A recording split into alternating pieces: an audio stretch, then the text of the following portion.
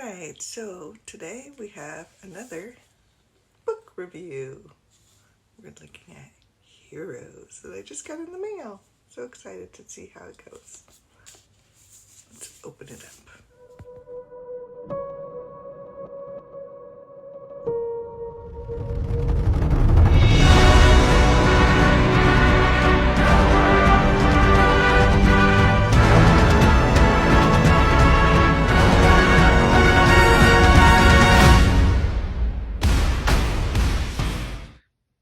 So here we go. We got Heroes. And it looks like it is an anthology from talented writers retelling the timeless tales of saviors from legend. It is a collection of 14 reimagined sagas. You may know their stories, but not told like this. That is for sure. Let's do that. I got a signed copy. So, let's see. On the table of contents, it does tell you which legend these are based off of. I have already read this book, and I'm not a huge fan of mythology or history in general, and I did not know a lot of these, but the good point is I didn't have to. They were enjoyable stories. You know, who cares if you don't know? Like, I still don't know who this is. I know Pandora. Oh, I did not know this was about Joan of Arc. See, I read this already, and I didn't connect the dots that this story was about, or based off of Joan of Arc. I didn't know. So right off the bat,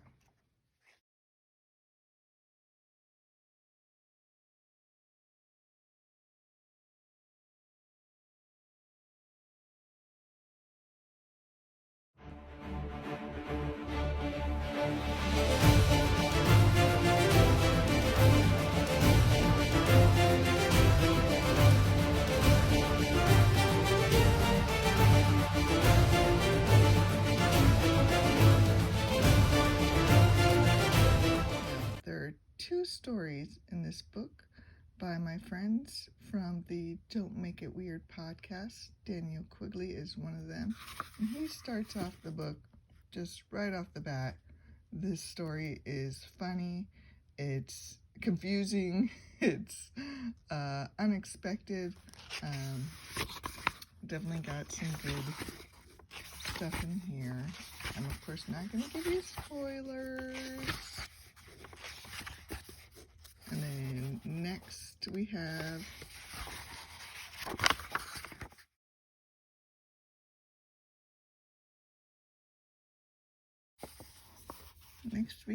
Lab Art Inc. by Jess L. Tong. This story, I have to fangirl for just a minute. Jess is a fabulous writer. If you read the Not Meant for Each Other, also put out by Lost Boys Press, which is the publishers that put this book out as well. Her story, Nameless, lives rent-free in my mind. It is heartbreaking, yet, you know, the kind of heartbreak that you just want to have more of. I don't even have the right words to tell you how much I love this story. It's the labyrinth like you've never read before, and your heart will be left in that maze right next to mine. The Envoy was a story about Colin. I had never heard of that legend before, but that was a really good one. Also, just action-packed, full of lots of just fabulous writing. Next, we have Robin the Hood.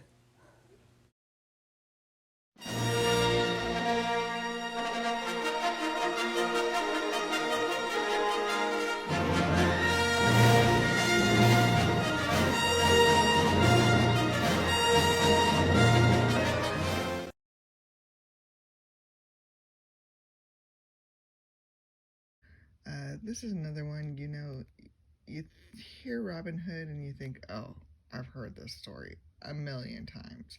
Right off the bat, you know, I won't give away any spoilers, but right off the bat, it's tripping from camera to camera. You know, there's a lot of little funny, you know, kind of breaking the fourth wall going on here, where they, you know, turn to the camera, they play suspenseful music. It's really entertaining. I have not read a story that was written like that, and I enjoyed it a lot. Then we have The Mortal Kingdom. Anyway, here's some words from Immortal Kingdom, which is going to be in Heroes from Lost Boys Press. And it's a queer dystopian, well, even more queer dystopian cyberpunk Gilgamesh thing.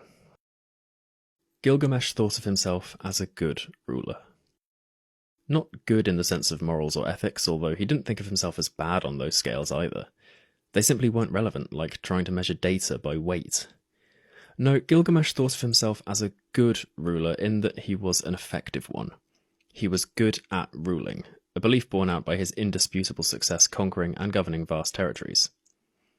If nothing else, Gilgamesh was a winner. His kingdom spanned thousands of miles, more than anyone else's. Nobody dared to challenge him. At first, of course, there had been resistance, but he'd quickly put a stop to that. None were willing to go as far as him in the pursuit of greatness, and none could compare to him. All of which was to say that Gilgamesh was the #1 ranked player of Mesopotamia Online, the biggest competitive online strategy game in the world.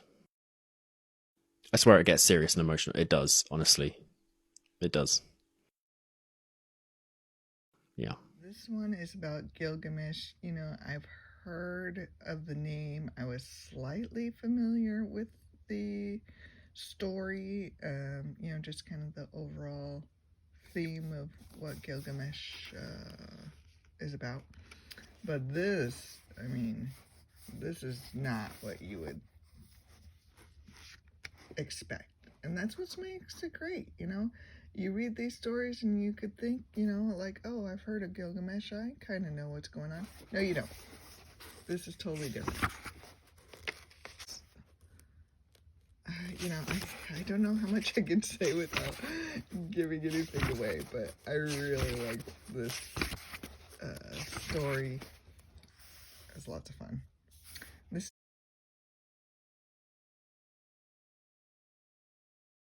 one, the Foresta Petrificata, maybe?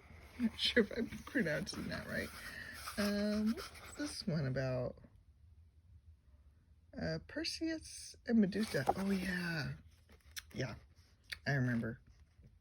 This one, the end. Again, I'm not going to ruin it for you, but it's really good.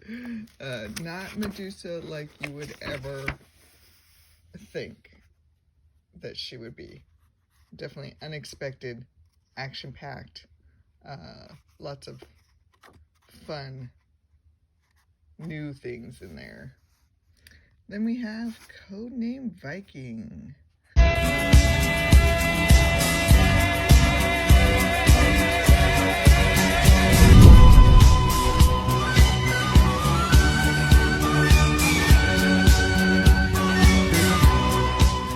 I gotta admit, I know Michael a little bit. We're sort of friends. And he is just the greatest writer.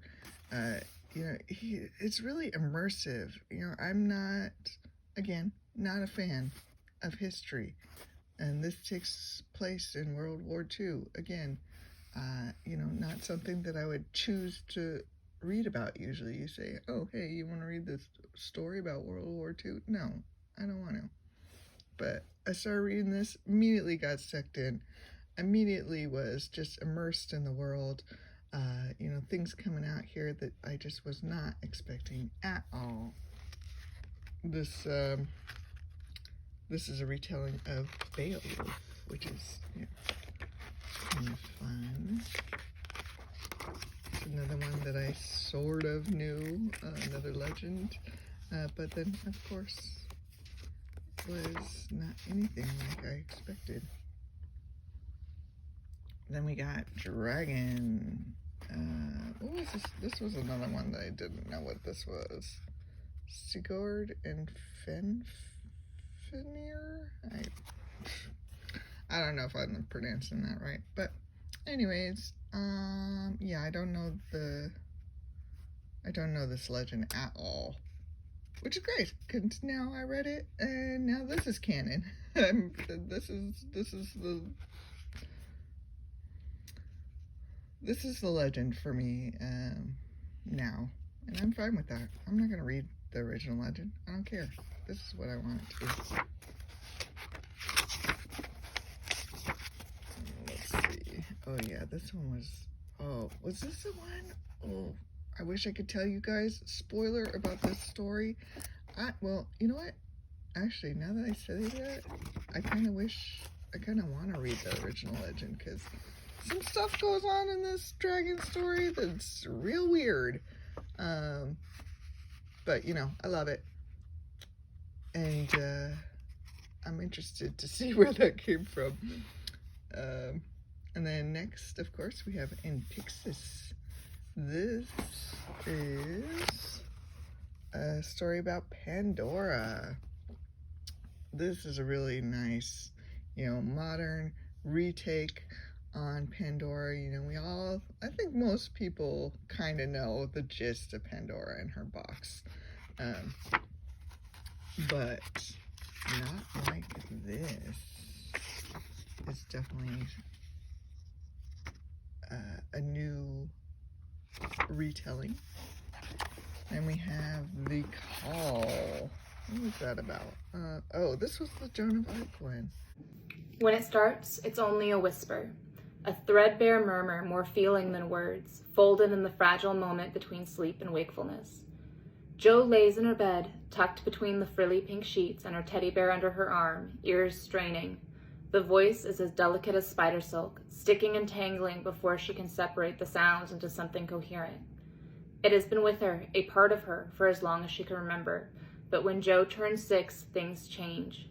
The whispers stop waiting for night to fall or her mind to calm. They follow her into the world outside her room, little murmurs of sound weaving between the curtains, under the doors.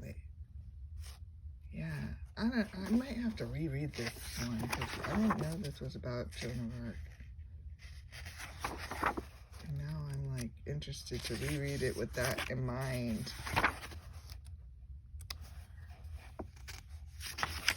Because I did not make the connection when I was reading through it the first time. Not in a bad way, of course. I mean, that's what's great about this, because Joan of Arc obviously is another story that lots of people feel like they know, and yet, you know, you read this and it's totally different. Unless I told you this was based on Joan of Arc, like me, you probably wouldn't have known. So here we go. And then we have a back section, which is written by the staff at Lost Boys Press. I gotta tell you, they're a smaller publishing company, but so far, you know, I've been following them on Twitter. They have put out nothing but gold. Just awesome, awesome books. I love them all.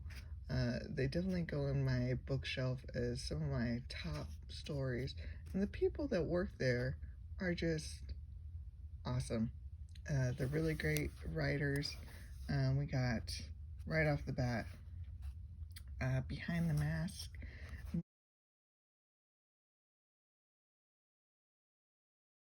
This story, you know,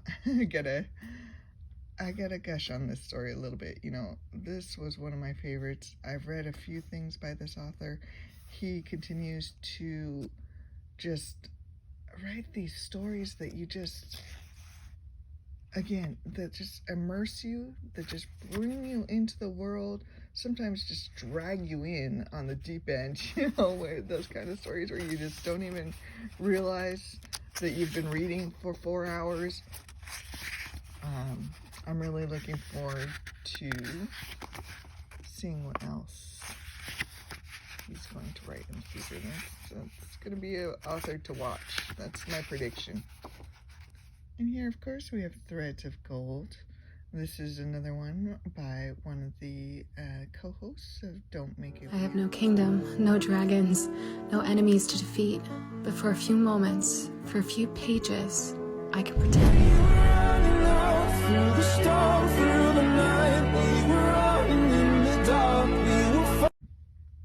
Yeah, I gotta say, I did also read this one ahead of time and, got to see what it was before the final product. But even, people say, oh, the first, whatever the first thing is not their best. They're like, oh yeah, the first time I tried, it kind of came out not as great. But, I mean, even the first draft of this, I could tell was going to be something special. This is a retelling of Midas, but with spies and, modern day, kind of actually futuristic, actually. Though it could be a modern day moment now. Futuristic, weapons and fighting and all that good stuff. Definitely not the Midas you would think of, not the Midas that you would expect, but the Midas that you deserve. Dina is going to be another one of those authors to watch. That's my prediction. Her writing is just, I love everything she does. This is the staff section. I can't choose a favorite. Don't make me. But the staff section's just extra. I don't even know. Oh yeah, this one. Guinevere and the Vat Knight. What's this about? Lancelot? I don't know.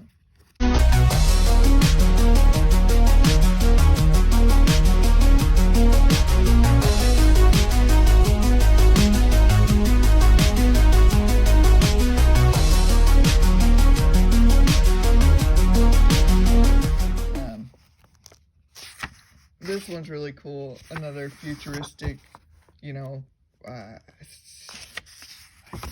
don't want to give it away, but definitely not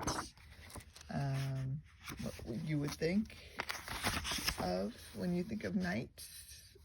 This is totally different. It's not set in the medieval times. It's totally something new and unexpected. And then, of course, last but not least, finishing out the book, we have McLouhlin and the Dogan Power. Hopefully I'm saying that right. Not sure. Don't expect me to pronounce things correctly. That's not what I'm here for. That's not what I'm here for. We start with a quote from Sun Tzu, The Art of War, which I thought was a nice touch. I love McLouhlin. She's, of course, personally, as a person of color, I gotta, gravitate to the few princesses of color in the Disney collection. And of course, McLouhlin is one of them. I still have not seen the live action, which I'm really sad about because nobody else wants to watch it with me. But I'm a fan of the cartoon and of the story and of the legend, and this is another futuristic, totally reimagined telling of Mulan, which even if you know all the other versions, this is definitely a version that you do not know, and that is going to be totally original for you. And we got the back, tells you a little bit about all the writers and where you can find them. And then on the back it has the other offerings by Lost Boys Press. We got some novellas and we got a full length. I'm sorry, Chad Ryan, I've not read Ghost River yet, but I hear it's really, really good. I've heard rave reviews about A Map to the Star and Garden of Golden Children. People have been talking about it nonstop. They say they pick it up and they can't put it down, which, I just don't have time for that right now. But once I do, those are next on my to-be-read list. And then, of course, the anthologies, Chimera and Not Meant for Each Other. Also great other anthologies.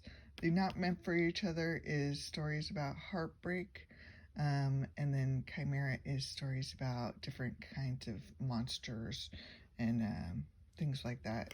Both really, really just filled with awesome stories and just, you know, just one of those books that you gotta put in your library. Because what I love about anthologies is that each story is like its own novel.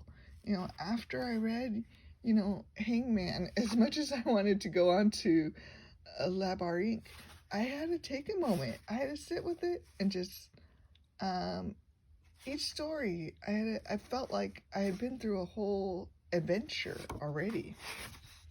And of course, here's, it's really scuffed up. Here's the inside of the jacket.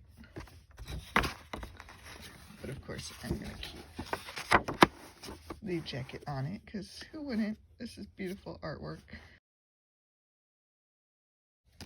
This is beautifully done. I can't wait to see what Lost Boys Press has in store for us next. On Lost Boys website, lostboyspress.shop, you can find magnets of your favorite stories. Of course, I'm going to need more fridge space because I love them all. Overall, for durability, I'm going to give this 5 stars. I don't see Lost Boys Press going anywhere but up. Everything they've put out has been great, and I look forward to seeing more from them. And since this is a book and not an action figure, I'm going to go with the fun factor. And I think the fun factor of this book is at a 5. 5 out of 5 all day. This book is so much fun, you'll not want to put it down. And for bang for your buck, you can get the paperback for only $16.99. The hardback is $29.99, which does kind of sound like a lot of money, but it's so beautiful. And I kind of really like the hardback. It's up to you. You can get either one, but I'd definitely say it is worth it. It's a nice collection to your bookshelf. This is definitely treasure in the most sincere sense of the word. What better gift for yourself than stories that you haven't heard before? And it's Corgi approved. Join us next time and see what we find.